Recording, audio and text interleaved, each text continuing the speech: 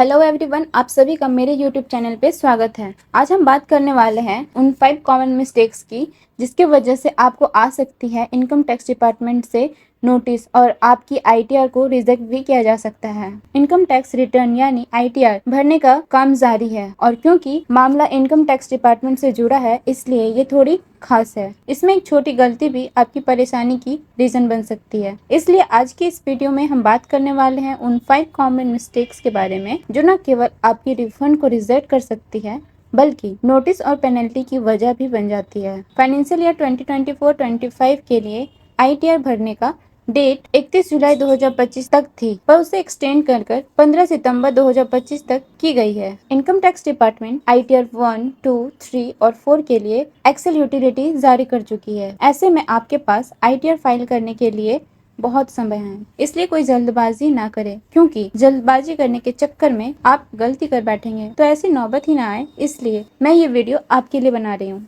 मैं आपको बताऊंगी उन 5 कॉमन मिस्टेक्स के बारे में जिसे अक्सर लोग कर देते हैं। पहला मिस्टेक ये है, इनकम टैक्स भरने के टाइम आप अपने सारी इनकम के सोर्सेज को बताएं। कई बार टैक्स पेयर्स अपने इनकम के सोर्सेज का जिक्र नहीं करते हैं, फिर चाहे वो टैक्सेबल इनकम हो या ना हो। तो ऐसा नहीं करना है आपको। सेविंग अकाउंट से मिलने वाला इंटरेस्ट, फिक्स डिपॉजिट से मिलने वाला इंटरेस्ट, रेंटल इनकम या फिर स्टॉक मार्केट से होने वाली डिविडेंड इनकम, इन सभी की आपको जानकारी देनी है। भले ही सेविंग अकाउंट के इंटरेस्ट पर 10,000 तक की छूट मिलती है और सीनियर सिटीजन के केस में 50,000 तक, पर इसको रिटर्न में दिखाना जरूरी है। अगर आप इनकम छुपाते हैं तो इनकम टैक्स डिपार्टमेंट के नज़र में ये एक चोरी है, चोरी मानी जाती और आप पर पेनल्टी लगने का चांस हो सकता है। दूसरी मिस्टेक है फॉर्म 26 AS और AIS की जांच नहीं करना। कई बार टैक्स पेयर्स इनकम टैक्स भरने के दौरान उनकी जांच नहीं करते हैं जो कि बहुत जरूरी है क्योंकि आपके इनकम, आपके TDS और आपके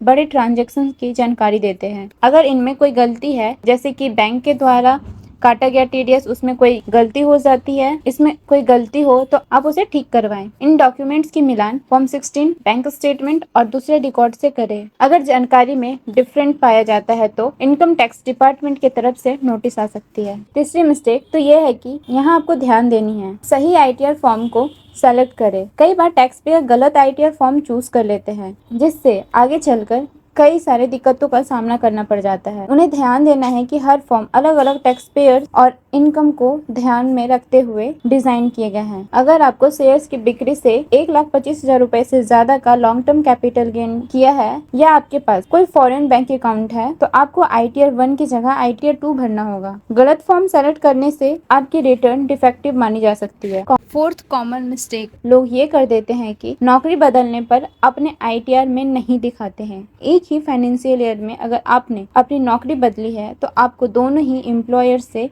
जो भी इनकम आपने जनरेट की है वो आपको दिखाना होता है। तो दोनों की फॉर्म 16 को ध्यान से देखें और ध्यान दें कि कोई भी इनकम छूट ना जाए। कई बार टैक्स पेयर्स अपने पुराने एम्प्लॉयर से जनरेट की हुई इनकम और TDS की इंफॉर्मेशन छोड़ देते हैं, लेकिन ये गलत है क्योंकि AIS में ये सारी जानकारी, ये सारी इंफॉर्मेशन मौजूद होती है। अगर आप ऐसी गलती करते हैं तो आपको नोटिस आ सकती है। पांचवी मिस्टेक है रॉन्ग डिडक्शन क्लेम करना। कई टैक्स पेयर्स बिना प्रूफ के सेक्शन 80C, सेक्शन 80D या और भी कोई दूसरे डिडक्शन को क्लेम कर देते हैं, जैसे बच्चों के स्कूल फीस, LIC प्रीमियम या मेडिकल इंश्योरेंस पर आप छूट तभी मिल सकती है जब आपके पास वैलिड डॉक्यूमेंट हो। इनकम टैक्स डिपार्टमेंट अब AIS और AI टूल्स की हेल्प से ऐसे मिस्टेक्स को आसानी से डिटेक्ट कर लेता है और अगर आप बिना एविडेंस के आप ऐसे डिडक्शन लेते हैं तो इनकम टैक्स डिपार्टमेंट मिस्टेक्स को ढूंढकर नोटिस दे सकती है। और लास्ट में रिटर्न फाइल्स करने के 30 दिनों के अंदर ही आपको उसे वेरीफाई करना जरूरी है। ये वेरिफिकेशन आधार OTP,